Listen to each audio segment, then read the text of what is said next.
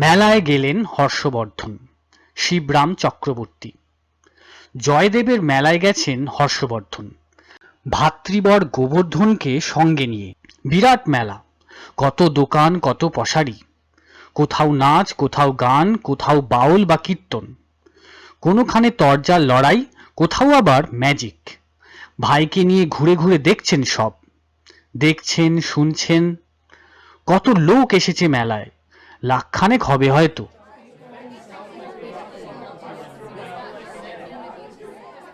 যত লোক তত বালক তত নাবালক। এক ধারে একটা নাগরদোলা ঘুরছিল, হাসি খুশি ছেলেমেয়েরা চেপেছে তাতে। একটা বেলুনওয়ালা বেলুন বিক্রি করছিল। দেখি একটা বেলুন। বললেন হর্ষবর্ধন। দাম কত? আর 4 পয়সা বাবু। একটা দাও তো। না, একটাতে কি হবে? 2000 বেলুন নিয়ে এসো। 2000, 4000, 5000, যা পারো। পারবে আনতে? ডিপু থেকে আনতে পারি, लेकिन आगाम কিছু রুপিয়া चाहिए। এই নাও 100 টাকার নোট, তারপর যা লাগে দেব। আমার জন্য কিনছি বুঝি দাদা? জানতে চাইল গোবরা। অত বেলুন তোকে দিলে আর দেখতে হবে না, কোথায় উড়ে চলে যাবি। ওই মোটা ছোটা হিন্দুস্তানি বেলুনওয়ালাই অত বেলুন নিয়ে আসতে পারি কিনা দেখা যাক। উঠতে উঠতে এলো বেলুনওয়ালা, মেলার সবাইকার মাথার উপর দিয়ে এলো। হর্ষবর্ধনদের কাছাকাছি আসতেই গোবরা লাফিয়ে উঠে তার একটা ঠ্যাং ধরে ফেলল, আর হর্ষবর্ধন জাপটে ধরল গোবরাকে। কোন রকমে ভূমিষ্ঠ হলো বেলুনওয়ালা গোবর্ধনকে নিয়ে। দু ভাই শক্ত করে ধরে থাকলেন তাকে। আর কিতনা দিতে হবে? अरे कुछ नहीं, लेकिन आप लोग बैलून तो लीजिए, हमको बचाइए पहले। না বাবা, আমরা উড়ে যেতে রাজি নই। বললেন শ্রীহর্ষ। সহর্ষেই বললেন, এইসব বেলুন তুমি মেলার সব ছেলে মেয়েদের একটা একটা করে বিলিয়ে দাও গে। একটা খোঁটা পুঁতে তাতে বাঁধা হলো বেলুনের গোছা। তারপর শুরু হলো বিলোনো। হইচই পড়ে গেল মেলায়। দুই ভাই সেখান থেকে শটান চলে গেলেন নাগরদোলার কাছে। হর্ষবর্ধন বললেন, চাপতে কত লাগে? কত করে টিকিট? 4 পয়সা। বলল দোলাওয়ালা। কয় দাও তো একটা টিকিট, চাপবো আমি। না বাবু, আপনাকে তুলতে পারবো না, তাহলে আমার নাগরদোলা ছিঁড়ে পড়বে যে এক্ষুনি, বহুত লোকসান হবে আমার। বলল লোকটা। আপনাদের জন্য না, বাচ্চাদের জন্য হচ্ছে এই জিনিস। আহ, তা কত লোকসান হবে শুনি, দোলা যদি তোমার ছিঁড়ে পড়ে? জানতে চাইলেন হর্ষবর্ধন। 1000 টাকা তো হবেই, আপনার প্রাণের দাম যদি কানাকড়িও হয়। এই নাও 1000 টাকা। 10খানা বড় বড় নোট গুনে দিয়ে তিনি বললেন, এইবার চাপতে পারি তো? গোবর্ধন বাধা দিলে। চাপবে যে, যার জিনিস তার অনুমতি নিয়েছ। অনুমতি? অনুমতি কিসের আবার? কিনে নিলুম তো। না না, সে কথা নয়, তুমি কার জিনিস সে খেয়াল আছে? তুমি তো বৌদির জিনিস, তার অনুমতি নিয়েছো আগে। দোলা ছিঁড়ে পড়ে মরলে বলি কে বিধবা হবে, তুমি না বৌদি? ইয়ে, তবে আর কাজ নেই চেপে। তোর বৌদি মেলা থেকে এক গাদা জিনিস কিনে নিয়ে যাবার ফরমাস দিয়েছে রে। না নিয়ে গেলে আর রোগকে রাখবে না। আর আমি যদি এখানকার হাসপাতালেই থেকে যাই তাহলে তো কুরুক্ষেত্র বাঁধাবে। ওরে ওরে, এই দোলাওয়ালা, আর কদিন চলবে তোমাদের এই মেলা? মাসখানেক তো চলবেই বাবু। এই নাগরদোলা এখন আমার, তুমি আমার কর্মচারী। এই নাও তোমার 1 মাসের বেতন, 100 টাকা। সব ছেলে মেয়েদের তুমি অমনি চড়াবে আমার দোলায় এই 1 মাস ধরে, একটি পয়সা নিতে পাবে না। চ গোবরা, এবার মেলা থেকে বেচে বেচে জিনিসগুলো কিনে গে। ঘুরে ঘুরে পছন্দ করে দু ভাইয়ে মিলে এক গাদা জিনিস কিনলেন। খাগড়ার বাসন, বাঁকুড়ার পেতলের পুতুল, মেদিনীপুরের গামছা, শান্তিপুরের ধুতি শাড়ি, কত কি। এইবার এগুলো স্টেশনে নিয়ে যাওয়া যায় কি করে? মুটে রাখতে হবে দাদা। কিন্তু মেলা দেখার মজা ফেলে মোট বয়ে নিয়ে যেতে রাজি নয় কেউ, 100 টাকা দিলেও নয়। ভারী মুশকিল হলো তো। নে, আমরা দুই ভাইয়ে ভাগ করে ঘাড়ে করে নিয়ে যাই। এই যে একটা গাধার মোট দাদা, বাধা দিলে গোবর্ধন। আর আমরা দুজনে মিলে অর্ধেক গাদাও নই। তাহলে কি করা যায়? একটা গাদা কিনে ফেলো বরং, সেই অম্লান বদনে সব বই নিয়ে যাবে। মেলার ধারে মেলায় গাধা চড়ছিল। দোকানীদের মালপত্র বয়ে এনেছিল মেলায়। হৃষ্টপুষ্ট দেখে তাদের একজনকে পছন্দ করলেন দু ভাই। তারপর মালিককে খুঁজে বার করে কিনে ফেললেন গাধাটা। তারপর তার পিঠে জিনিসপত্র চাপিয়ে স্টেশনের পথে রওনা দিলেন দু ভাই।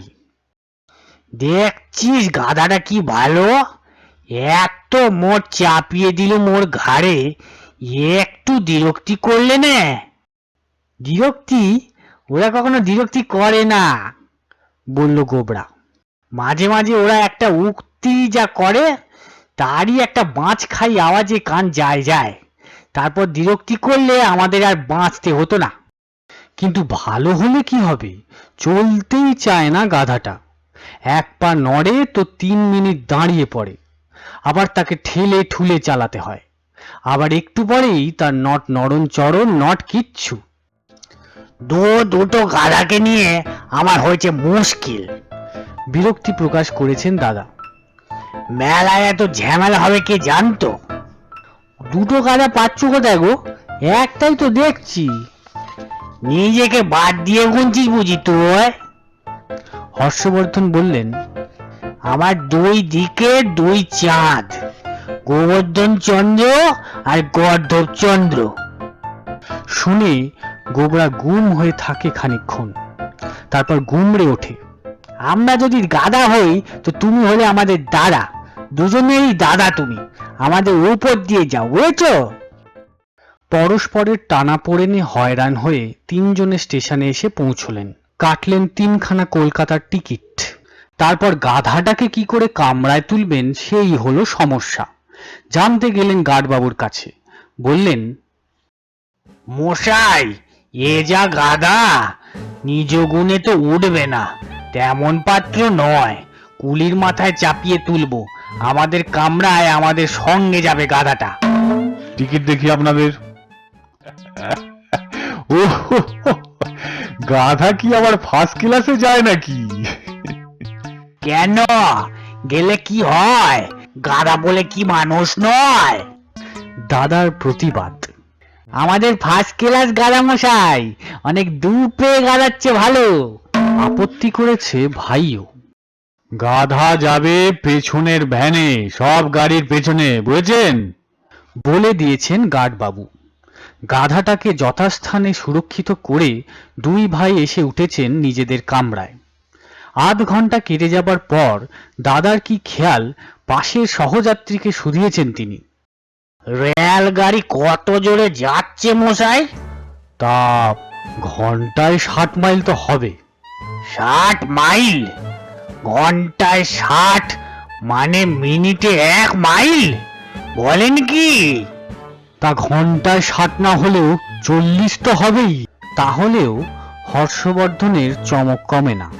কিন্তু আমার গাধাটা যে মিনিটে 1 পাও হাঁটতে পারে না। বলেন কি মশাই, রেলগাড়ি আর গাধা কি এক হলো? সহযাত্রীও তার কথা শুনে কম চমৎকৃত নন। গাধা তো রেলগাড়ি নয়, মানে রেলগাড়ি তো আর কি বলে গাধা নয়। হ্যাঁ, তা তো নয়। হ্যাঁ, ঠিকই। বলে তিনি যেন অগাধ ভাবনায় পড়ে গেলেন। তারপর ভাবনার সমুদ্র থেকে ডুব দিয়ে উঠলেন যখন, বেশ পুলকিত দেখা গেল তাকে। যাকে, রেলগাড়ির পাল্লায় পড়ে গাধাটা এবার হাঁটতে শিখবে।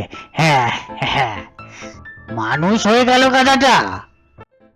কত গাধাই তো হচ্ছে, সায় দেন সহযাত্রী। তবে সব গাধা কিছু সমান নয়, মানে সবটা কিছু সমান গাধা নয়। অনেক গাধা গাধাই থেকে যায়, কিছুতেই আর মানুষ হয় না। তা না হোক, এই ধাক্কায় আমাদের গাধাটা যদি একটু চটপটে হতে শেখে তাহলে বাঁচি। দেখতে শুনতে মন্দ নয়, কিন্তু নড়া চড়ায় নারাজ। কথায় বলে না, গাধা পিঠে ঘোড়া করতে হয়। কিন্তু এইটুকু রাস্তা আসতে কি কম পিটেছি? ঘোড়ার ঘর হয়নি। এখন রেলগাড়ির জগতে বেকায়দায় পড়ে বাধ্য হয়ে যদি ওটা ঘোড়া হয়ে যায়, দেখা যাক। একটা গাধাও নিয়ে চলেছেন নাকি? রাখলেন কোথায় তাকে? এখানেই তো রাখতে চেয়েছিলুম, কিন্তু তুলতে দিলে কই? বললে যে গাধার স্থান মানুষের পাশে হতে পারে না। কিন্তু কেন মশাই, কেন বলুন তো? মানুষের সঙ্গে গাধার তুলনা হতে পারে না? মানুষ কি এতই অপদার্থ? এমন কি যে একটা গাধারও অধম? তা কোথায় রেখে এলেন গাধাটাকে তাহলে? কোথায় আবার রাখবো? যেখানে বললে সেখানেই। রেলগাড়ির সব পিছনে তাকে বেঁধে দিয়েছি। মোটা দড়িতে বেশ শক্ত করেই বেঁধেছি। পালাতে পারবে না গাধাটা।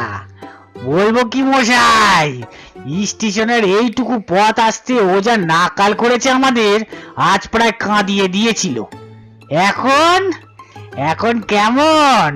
ঘন্টায় 60 মাইল করে রেলগাড়ির পিছু পিছু ছুটতে হচ্ছে। রাম ছুটুনি যার নাম। ছাড়া নেই কিছুতেই। গোবর্ধনও যোগ দিয়েছে দাদার উৎসাহে। কেমন জব্দ! মোরগ বেটা দৌড়ে দৌড়ে এমনি করে সেই কলকাতা অবধি।